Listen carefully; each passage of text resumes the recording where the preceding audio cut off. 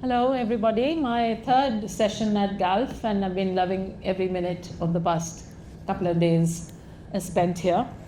I must confess, I read this book in a PDF on my way from Delhi to Goa on the flight at a gallop. I was keen to finish it in the 2 odd hours I had, and I didn't get to savor it fully. I'm so happy to report that a copy of the physical book was waiting for me at the center reception here, and I was able to dip into it at greater leisure in the past 2 days. This is a book I urge you to keep with you at home, and I don't think it requires to be read from cover to cover, unless of course you want to have a very scholarly discussion on it. It's nice to just savor this book, to sample it, and I do see it as a sampler. So, maybe many people in the audience don't know about it. Ranjit, would you like to talk about the Murthy Classics project per se, going back to the past 10 years? And then we'll come to the nitty-gritty of this. Okay. I'm not sure this is working. You want to use mine? There should be a little green light. Yeah. Can you hear me? Yeah. Okay, fabulous. Yeah. Rakshanda, in the first place, thank you so much for being in conversation with me on this anthology, and I'm glad that we're both coming to this from our respective practices as translators, as writers, as people preoccupied with what the resources of tradition can mean for the contemporary practitioner.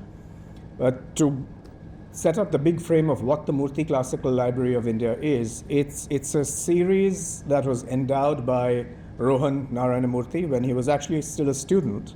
And that came out of his sense that just as you have the Loeb series, for instance, or the Itati Classics series for the Renaissance, there should be such a representation for South Asia's classics, on at least emanating from North American academia, but therefore rippling out into the world. So he was one of the 3 key figures at the genesis of this series. Then there was Sheldon Pollock, who was one of the most distinguished Indologists in a contemporary key, but also a Sanskritist, deeply devoted to the Dravidian languages, and someone who has always had a much larger sense of South Asia's literatures and their connections, and the way in which there's always been a complex relationship between the so-called high languages and what might in a technical sense be called the vernaculars. So it's a far more complex understanding that he brings to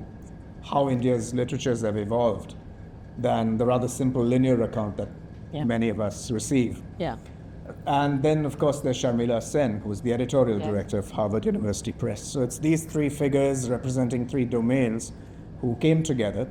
And then over the last decade, MCLI has really brought out a considerable number of classics representing various languages and literary traditions in India. Right. And this is a work in progress, because these series that Harvard University Press publishes are meant to be perennial. The books never go out of print, and it's meant to literally go on indefinitely. Rightly so. If I may ask a vulgar question about money, where does it come from, the Murthy? What part of the big empire? I should have had some Subhashita at hand to explain that all wealth falls from heaven. Right. No, well, it's just idle curiosity since you mentioned Rohan Murthy. Anyhow, so here's a text in you use 9 languages. And these are, by the way, these are not full texts, these are extracts. Sorry, this is what the book looks like. There are extracts from the 10 texts that were published over the past 10 years. And the languages there are 9 languages here. There is Pali, Punjabi, Persian, Urdu, Sanskrit, Hindi, Kannada, Tamil, Telugu. And Punjabi comes twice. We'll talk about that. Why does somebody like Punjabi more than others? But so, what were were you involved at that stage in so would you like to comment on the criteria for selecting these texts? Okay. And how long have you been involved with this project? I've actually been on the editorial board of the MCLI for about 2 years. But this anthology, I should actually point out, as I have pointed out, is a collective effort. I would also really like to acknowledge the role of Sharmila Sen, as well as Heather Hughes and Samantha Mateo at the Harvard University Press in arriving at the contents of this anthology. But the plan was really that, for one, it should be drawn from among the volumes that are in print, that have been published in the last 10 years. So it's, in a sense, a celebration of the first decade of the library. And alongside that, we recognize that there are a number of literatures that have not yet been represented. Work is underway, but it can't possibly be an encyclopedic endeavor. So the pattern was 10 texts for 10 years, and then we had these texts to work with. Right. So technically 8 languages, but I insist on the idea of 9 because the Hindi texts are actually... You point that out. Yeah, one is in Braj Bhasha, the other is in Awadhi. And it's important to see these as distinct languages in their own right. Rightly so. So you see this as a work in progress. You have in mind 10 texts for the next 10 years down the road, and the resources? The resources, both scholarly as well as the endowment, are in place. But I think what we're now looking at is, for one, continuity with the project as it's been established. But we're also now looking at extending the possibilities of the languages that we can bring into the ambit of the library, translators located possibly in unpredictable locations. So all of this is yet to come. So it's in that spirit that this anthology is offered. Also, a word on the anthology as a form, because I've had this question sometimes from people saying, someone actually said, I have most of the books in the series. Why would I need an anthology? So my answer to that would be that an anthology works like a kaleidoscope. Yeah. You know, there are pieces in the kaleidoscope which form patterns. So if you look at the 10 extracts here, you can actually form rather unpredictable connections among them, and you suddenly see motifs that emerge. You might find them in a Sanskrit text, you might find them popping up again in Persian, and also then in the hymns of the Sikh gurus. There's so much actually in what you're saying. Is this troubling you? You want another mic? No, I think we're nice. Okay.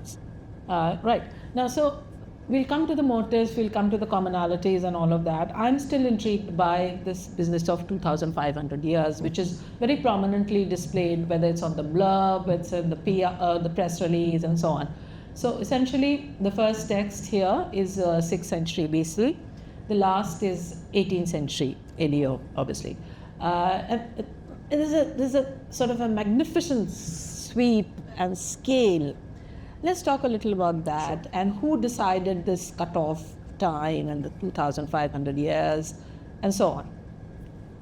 The cutoff is part of the charter as it was set up at the very beginning of the MCLI. Professor Pollock had 1800 in mind as the cutoff, but it's understood to be provisional because Urdu, for instance, really comes into its own at that point. And we have Mir Taqi Mir in Farooqi Saab's translation is one of the volumes, and it's an extract here. We should eventually have a ghalim. So it's also the kind of topos, if you will, that invites us to rethink questions of what really constitutes antiquity, and correspondingly, how modern, when was the modern, in a strange way. Right. So it's a convenient span of time to think about, 2.5 millennia. It allows us to see both the continuities and the experimentation, new forms of literary and cultural energy that come about. But also, from my point of view, if you look at the extracts, there's a fairly heavy concentration in, say, the 16th century. And to my mind, it also speaks of how certain genres, certain celebrations of kingship or the royal biography, these were forms that came into being during the consolidation of the great empires, both whether in the Gangetic area or in the Deccan. So I think the anthology also allows us to think about the life worlds from which the texts emerged. The person who asked you why an anthology such as this, because they seem to have all the books in their collection, most of us do not have such rich private collections. B, I think the value I see for a modern reader is in a book such as this is it's like a sampler's menu, you know. Absolutely. It's a taster's menu, as Yep, it were. yep. Whoever chose the extracts, it's a very intelligent selection of the extracts. So there's a little bit of everything. At no point, again, I haven't read it from cover to cover. I've been dipping in and out of the book. But were I to do so, my sense is that there isn't a sense of monotony here. Absolutely. There isn't a sense of sameness. You know, there are diverse interests, the diverse tones, different genres altogether. Yeah. Let's talk a little about Sure. that. I mean, everything from the ghazal, the erotica, Yeah. to a Buddhist nun talking about things, So the range is Yeah. enormous. Yeah, absolutely. That was part of how the anthology was crafted. The idea was that we should aim for a variety of tones and registers, genres as well. And, whoopsie, Temperamental. temperament. Yeah. And also, to the extent possible, to think about the social, the gender locations from which these texts were emanating. And the Therigatha, which is the very first entry, if you will, is the voices of the earliest Buddhist women, the nuns, who are reflecting both on their worldly lives and on what the path of renunciation means to them. Over against that, much later, you have the story of Harishchandra, a classic, again, beautifully translated by Vanmala Vishwanath From Kannada. from Kannada. And that is a poetry at its elaborative, figural best, in a way. Yeah.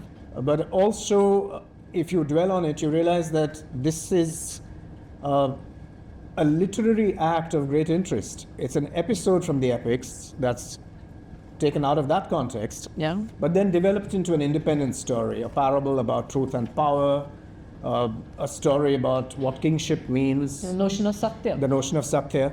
And then it's from Raghavanka's Harishchandra that the story of Harishchandra goes out into theatre. It finally comes into cinema. Yeah. The very first Film. Indian film, Raja Harishchandra, is really based not on epic material, but it's ultimately based on this Kannada classic. Yeah.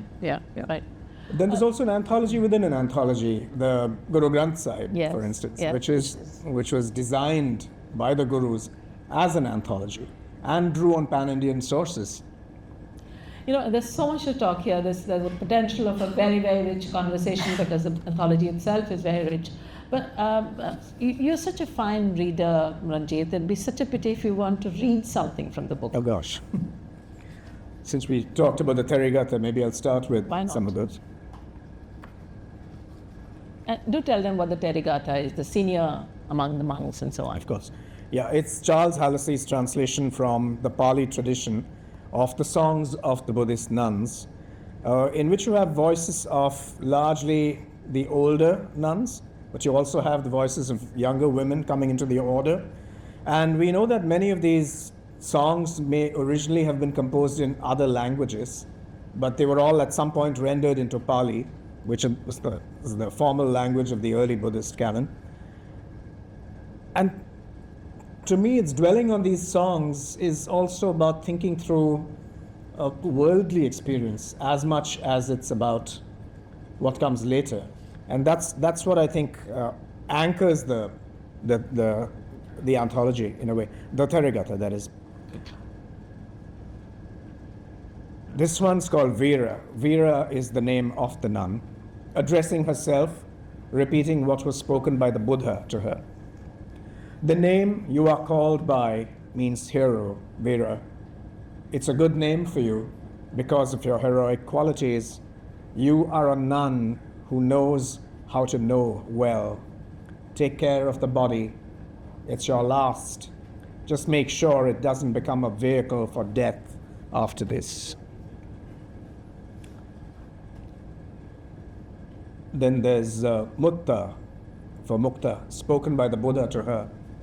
The name you are called by means freed, Mutta. So be freed from what holds you back, like the moon from the grasp of Rahu at the end of an eclipse. When nothing is owed because the mind is completely free, you can relish food collected as alms. there's also a constant devolution of privilege, and if in some way the foregrounding of the privilege of the spiritual path, in a way. Mutta, the name I am called by means freed, and I am quite free, well free from three crooked things: mortar, pestle, and husband with his own crooked thing. I am freed from birth and death. What leads to rebirth has been rooted out. Right. Yeah. Could you read the first one about the very first very one first. in this? That was nice too. Yeah, this one. Erika.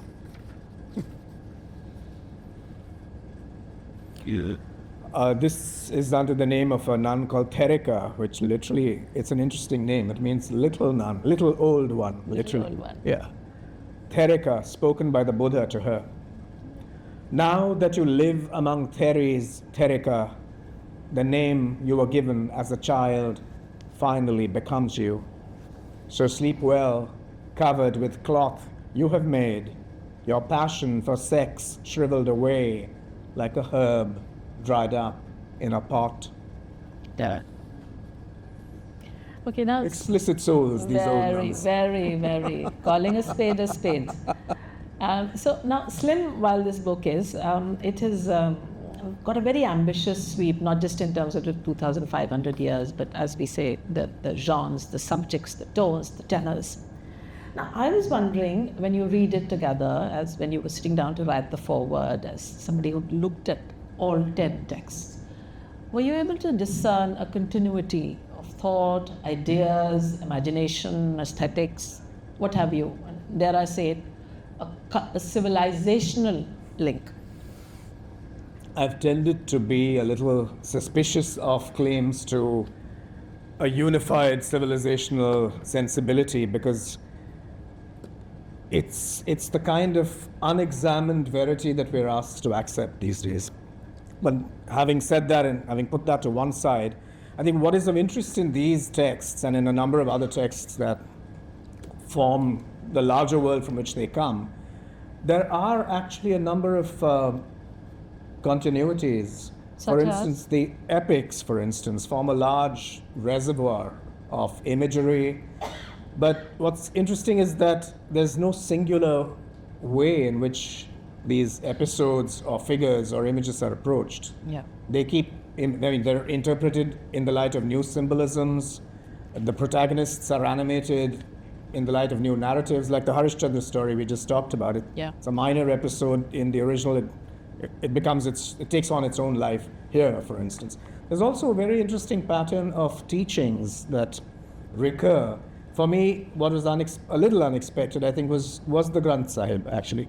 To see how much of it is in continuity with notions that come out of yoga or Sankhya, whilst yet being on the cusp with ideas that are coming in from Sufi practices out of Islam. Yeah. And to my mind, these are the robust cusps that we need to look at here. There are also similar, you see the interplay between Shaiva and Buddhist ideas playing out, for instance.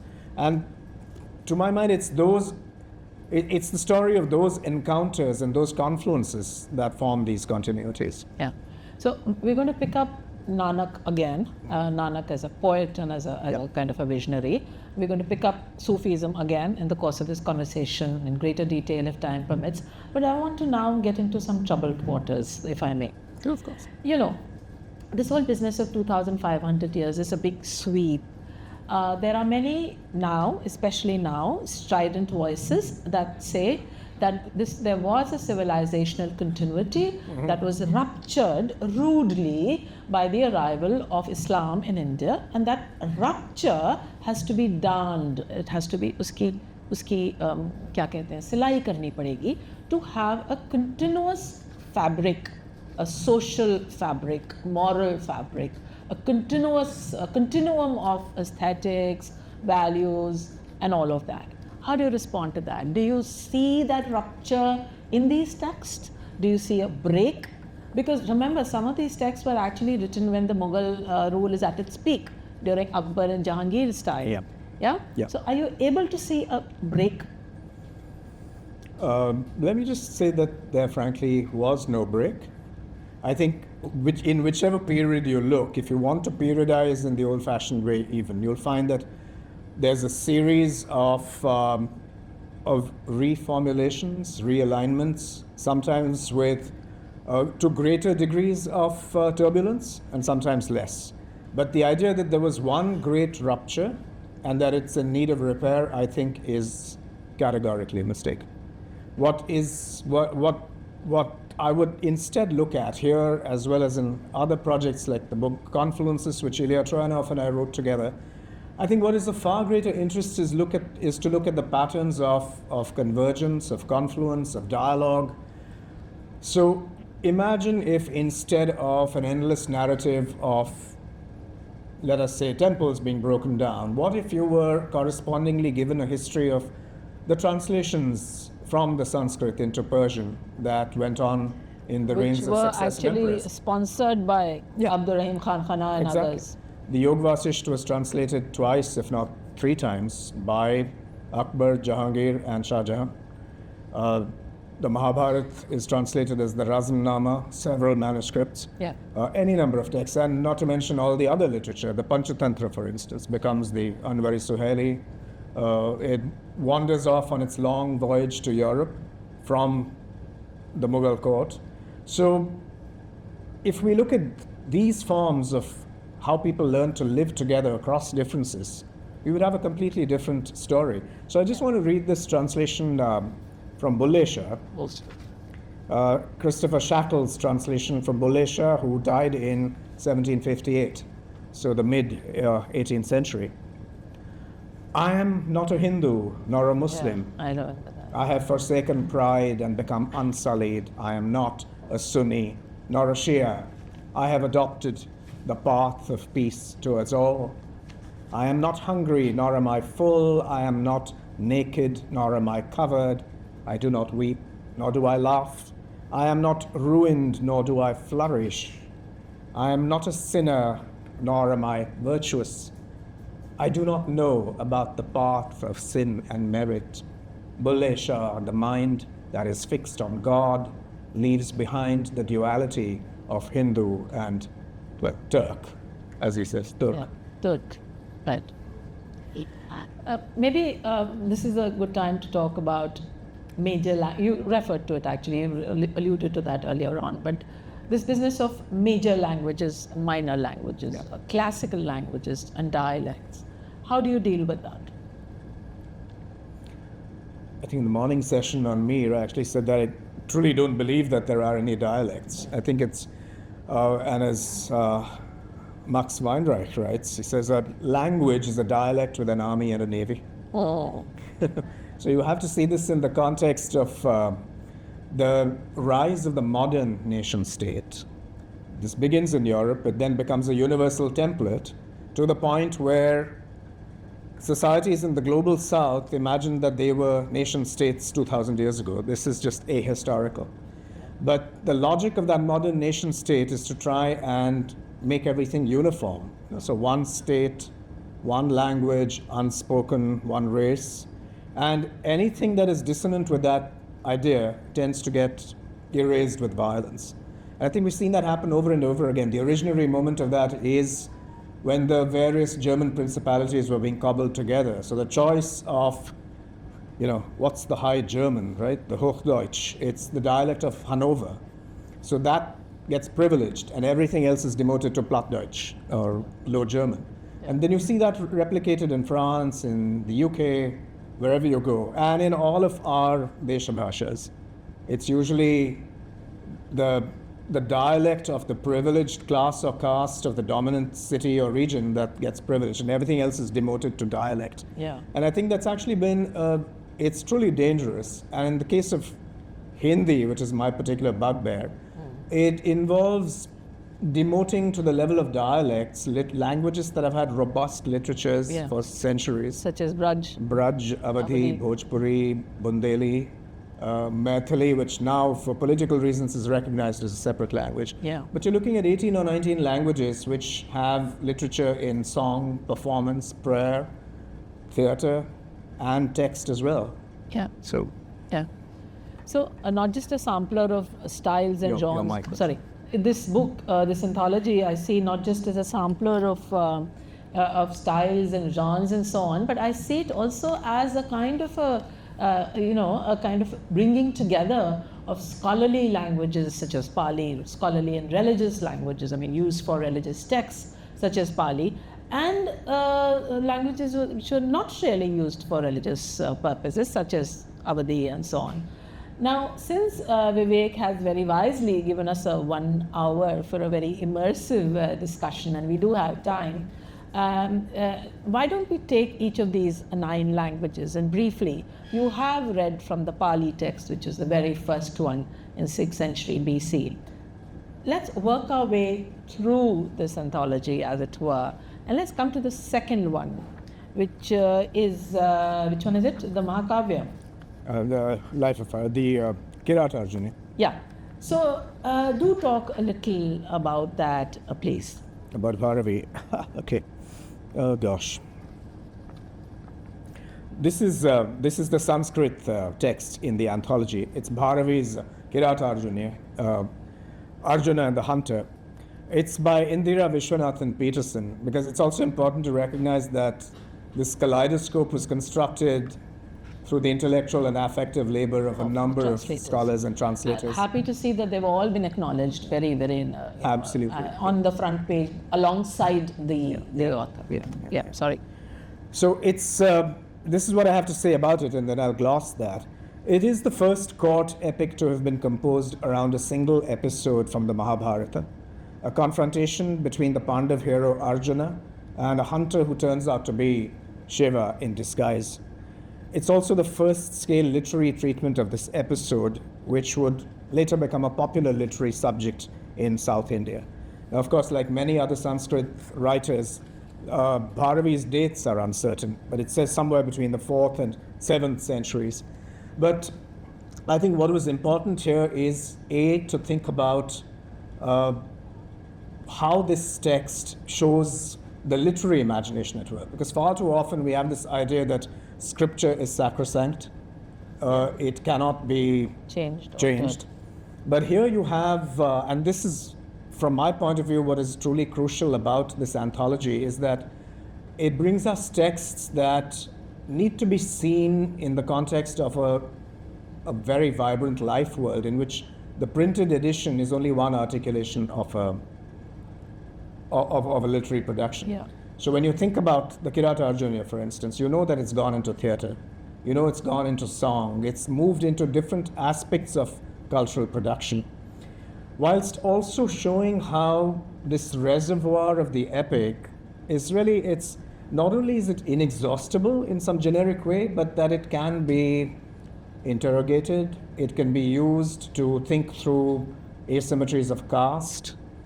It can be used to think through asymmetries of gender. You can use it to go into rather unpredictable places. So whilst on the one hand, this can be seen to emerge from a discourse of kingship, it also has to do with what does it mean for a royal prince to come face to face with a hunter and to be humbled. Yeah. So I think there's also a certain teaching of humility, of responsibility. These are not the things we immediately associate with this kind of literature. Yes. It seems to be about regality and monumentality. Yes. So I think it's a lesson in the penumbras that go into the making of the text. Now, for the young people in this audience who are possibly more familiar with Homer's Odyssey or with Iliad, are you able to see any kind of commonality between the Mahakavya, such as this, and a Greek epic that, those of us, for instance, who did English honors back in the day, I'm sure the syllabus has possibly not changed very much, but as 18-year-olds, our introduction to literature was Homer's Odyssey. Yeah, of course we read it as a translated text, but that was our first introduction to an epic of grandeur and scale and heroism and chivalry and all the rest of it. Are you able to see any commonality between, let's say, Virgil's Aeneid or between Homer and those grand Greek epics and the ones here? There's some features in common. I mean, the fallibility of the gods is Yeah. something that stays with me from the Yes. Greek epics. Yes. But also certain fatal consequences of actions like stepping into a temenos, into a sanctuary, or and you find similar motifs here. But when I think about them as texts which have had long-lasting influence, I wonder if it's worked differently in each case. I don't think it's true that the Greek epics are dead in any sense. It's fashionable now to think of them as having no Yeah, they're having contemporary a purchase. second life, an All the afterlife time. with those Percival series that my kids watch Absolutely, all the time. In gaming, in the movies, it's not like those motifs have vanished or those stories. But it seems to me that the epics here in South Asia are probably more unpredictable than that. They ripple out into the life of both folk theatre and the movies, but also into agitation and propaganda and everyday speech. Yeah. So I think there are different ways in which Like we the can angry think. Hanuman motif. Indeed, Yeah. So I think the afterlives of the epics are different. And in our case here in South Asia, maybe more complicated because there are afterlives, but there also are actual living practices Sure. of the religious imagination. Yeah. And not to be facile, but do you see a Netflix OTT series coming out of this, a series in 9 parts? My God.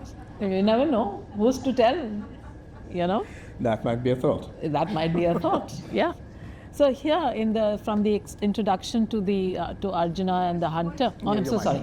In the extract that Ranjit you just read from the Arjuna and the hunter, I too have found an extract. I just want to flag for your attention. Yeah. Lastly, Mahakavyas are expected to evoke an overarching aesthetic emotion, rasa, Rasam. resonating with fundamental, powerful human emotions, most prominently the heroic and the erotic. Yeah? So that I think my question really was coming to you from there, that this is a human condition. So whether it's a Greek epic or whether it's one from the Indian subcontinent, the human values, emotions, ideas, I do not think change with geography. No. I think whether it's the Iliad or the Odyssey or the Mahabharata or the Ramayana or any other text you might think of, it's true. I think they all work as they do at least two things of the many things they do. On the one hand, I think they encourage, if you will, stoicism with regard to the constraints that the universe places on the self. Yeah. But also they are invitations to extend human capacities for affect, for action. So whether it's love or quest or war or assertion or forgiveness, I think all of these motifs recur in these things. I think the epics are probably extended exercises on how to be human. Yes, absolutely. That's a very good way to put it.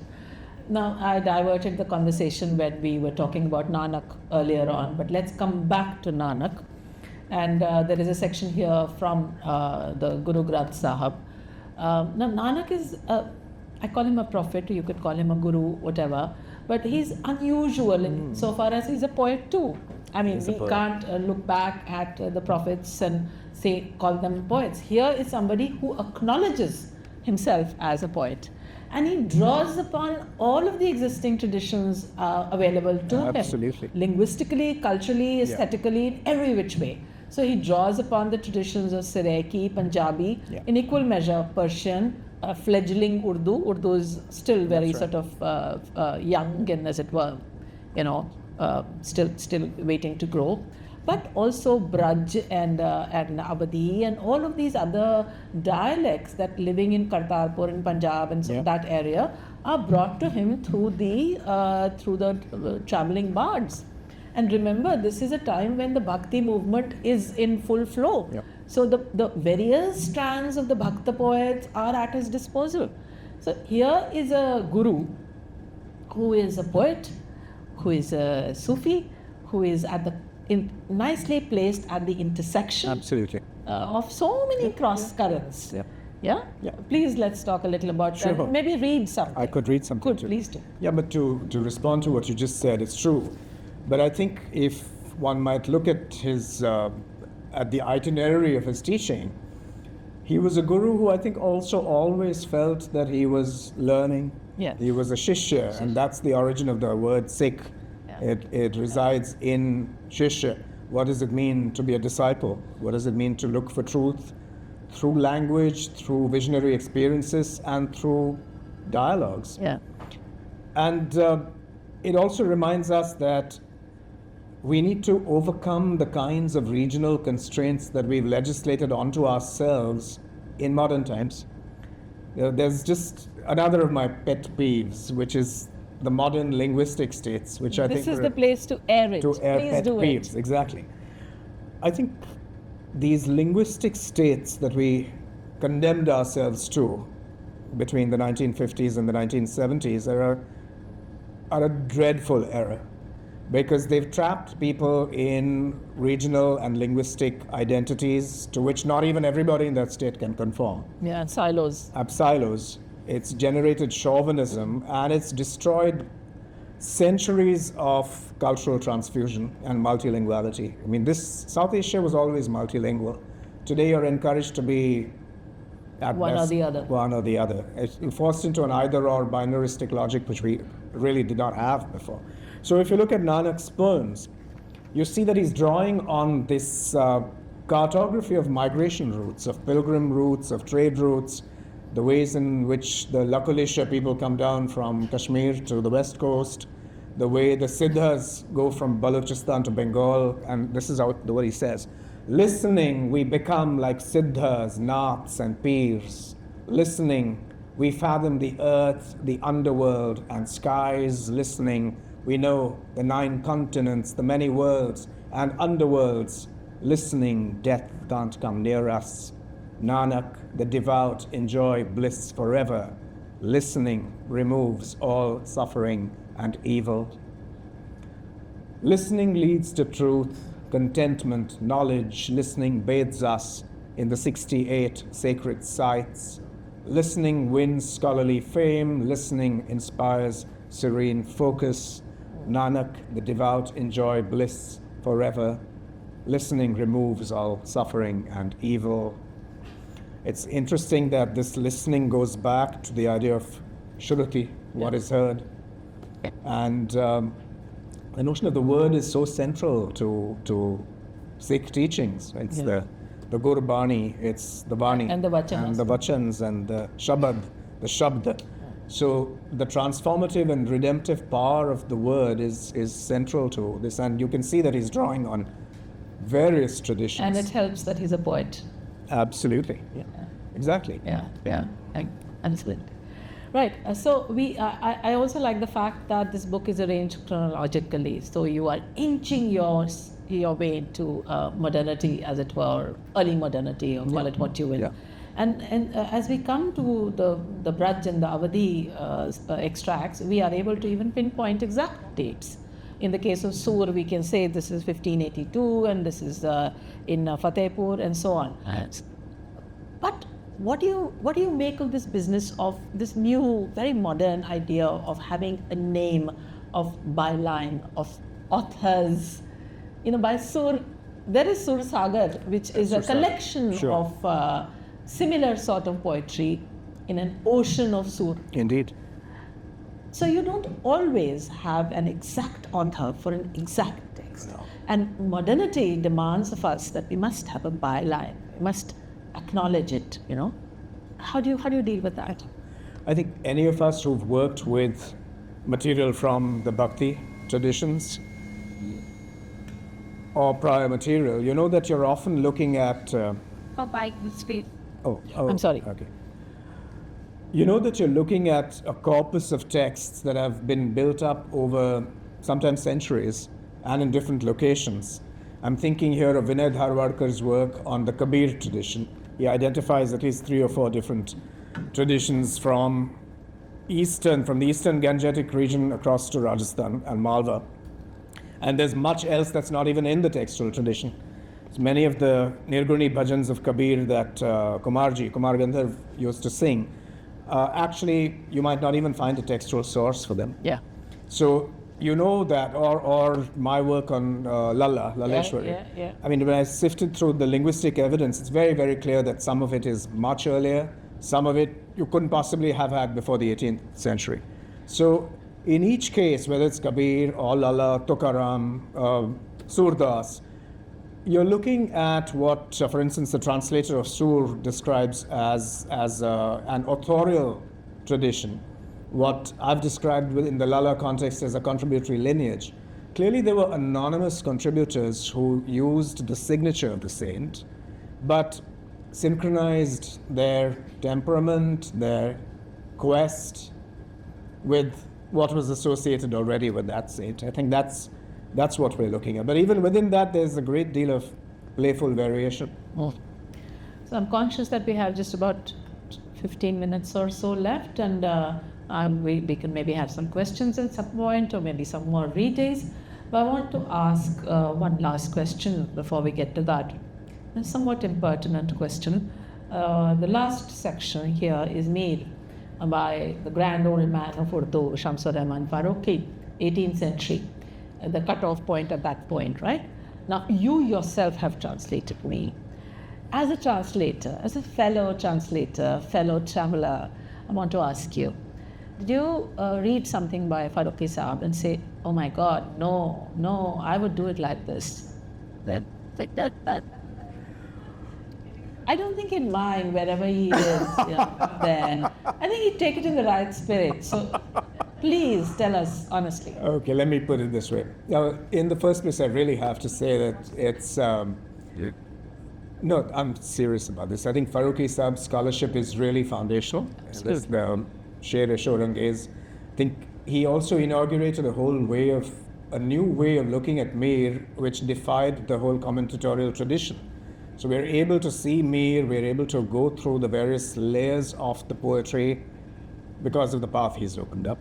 Absolutely. So that's one part of this. The second part of it is, as far as translation strategies are concerned, I think we start from very different positions. In his case, also given what were then the prevailing parameters of the MCLI, the notion that you probably needed to have as close a connection as possible to the original in a line-by-line way, because it's Are you saying those notions are changing decade by decade? They may change, but as all things, as our understanding of translation or our view of how to present the classics, this would happen in any such series, I think. Yeah. So I think he was also operating under certain parameters and constraints, if you will. So, but of course, I mean, I would look at a line and say, maybe I would do this differently. Yeah. We all do that, even with people we admire. Yeah. Please do read some Mir. Sure. And anything else you like. Sure. I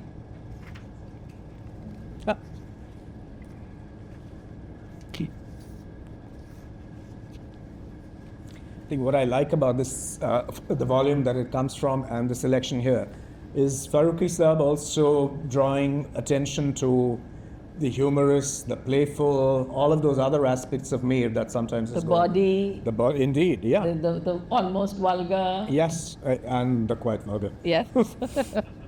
So this is The almost and the quite vulgar. Yeah.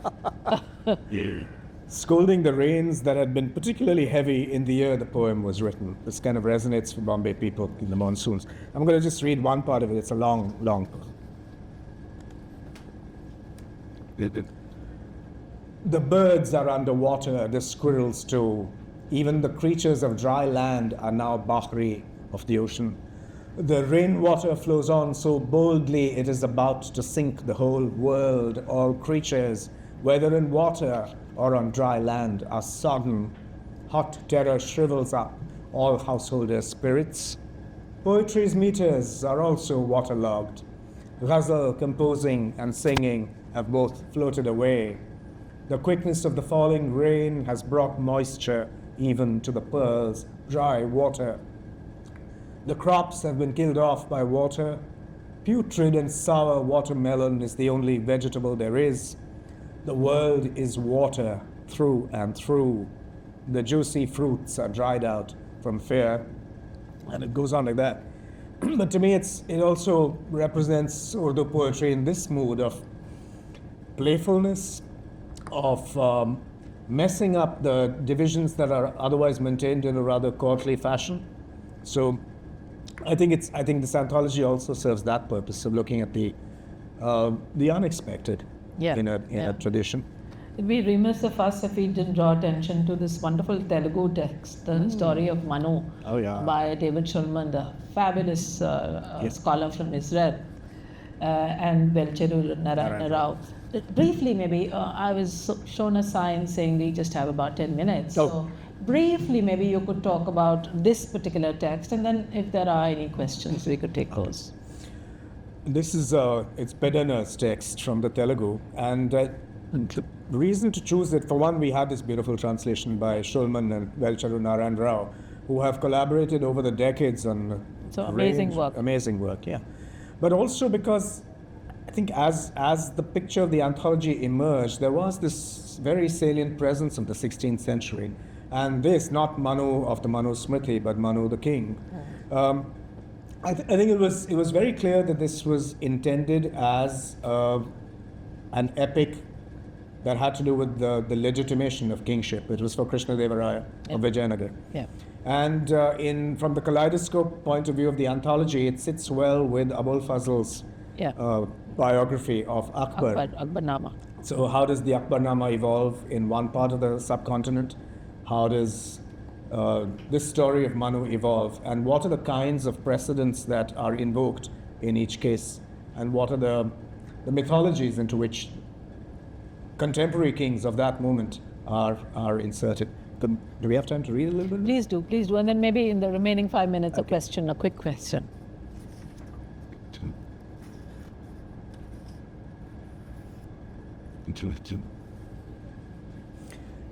It moves between prose and poetry as well. Not even God, the creator, could do justice to the greatness of this mountain. I'll come back tomorrow to see more. Today I have to go home. I can hear the sound of snow melting on the sun-baked rocks, and that means it's high noon. He tried to turn back, but the water from melting snow had washed the juice off his feet. Without that magical juice, his feet couldn't move. He wanted to go home in the worst way. A sudden grief took hold. He thought to himself, God, you used that Siddha to bring me to this God-forsaken place. And it goes on like that. But even a fragment like this shows you the kind of synesthesia that's at work. And the imagination. This is being written in Andhra where there's no snow. Exactly. Yeah. Exactly. Yeah. Also speaks to histories of travel, translated into literary experience. Absolutely. But so also, somebody maybe has gone to Mansarovar, Kailash Mansarovar, and that is where this racial memory has trickled down all the way. Yeah. Okay, any questions? Yes. Please make them really short, huh? Yeah.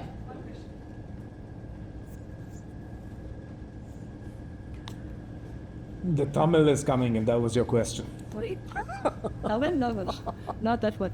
Actually, I wanted to ask you, you had mentioned in the beginning about the nuns, Buddhist nuns. The first one, But wasn't that very recent because they weren't allowed to take part in this? Clearly, it's 2,500 years ago. Okay. It's not recent. No. The beginning they were that. Really? The beginning they weren't, right? The Buddhist female nuns were not allowed to sing this, what we were talking about. Even a later period is a fairly long time ago, so. Okay, that's one thing. Second thing is, how much did Mr. Rowan Morty have to do with your choices? Nothing at all. He's made the endowment. He doesn't participate in the editorial decisions. That's part of. He did come for the JLF outing when the book was launched, but that's about it. I remember seeing him there. Yeah, okay. Given the canvas of 2.5 millennia, how do you choose what comes into the anthology and what doesn't? Like I said, the constraint was that we chose from the volumes published thus far over the last decade, which is why questions of why is this language not there or not that or that text is, it's not, this anthology is very precisely linked to the first decade of the series. Yeah. So there are languages from which translations are underway, they'll emerge. So with some luck, maybe every decade there'll be an anthology. See it as the decade equivalent of a yearbook. Yeah. Hi, my name is Aruvi. I'm a research scholar in philosophy at Goa University. questions. I was just curious about the naming of the anthology as the Indian classics. Why the specificity of nation when you mentioned in the foreword, Yeah. South Asian and subcontinent languages, but why the specificity when we're talking about a span of 2,500 years? Sure. 2 or 3 ways of responding to that. Now, we all, myself included, use South Asia as a category because it allows us to think past relatively recent borders. But even as we use that term South Asia, we should be cognizant of the fact that it comes out of area studies, which comes out of the State Department. Yeah, so this is, it comes out of American geopolitical categories. So my point here is that every term that we use will have some downside and some utility. Yeah? So in this case, 10 Indian classics was, for one thing, it communicates what has to be communicated. It's not India as against other modern nation states. And I think there is a case for thinking back, as we think back to the time from which these emerged, there's a case for thinking about all of this as India. This is not a tenable claim today, obviously, but one is thinking back to a time when there was this larger, however tapestried it was, a sense of some kind of India that was renewed through experiment and argument. So that's the brief answer, yeah? But as you see from the introduction, I really prefer to use South Asia because the locations of many of these, and also, for instance, this didn't come up in our conversation, but something that I am personally committed to and which is part of our empirical reality, which is Persian as an Indian language. You know? Yeah. So that's, I think we have to bear witness to our actual linguistic and literary experience. You might have to go further back in time and include Turkish as well then, in that case. Indeed. Absolutely. In fact, this might be too radical at this point, but it would be interesting to look at all of these languages and what they've contributed to. So, because I think sometimes we tend to think of languages that we imagine have emerged from this geography, soil, from this soil, but actually languages have come in and they've been adapted, and this has happened across the world. So, which is why it's important to maintain a certain critical relationship to all these terms and not to get trapped in them. So that was I think on that happy note, we need to bring this to a close. Pleasure talking to you, Ranjit. Thank you so much. What a delightful conversation and what a rich one. Thank you. Thank you. Thank you. Thank you all. Thank you.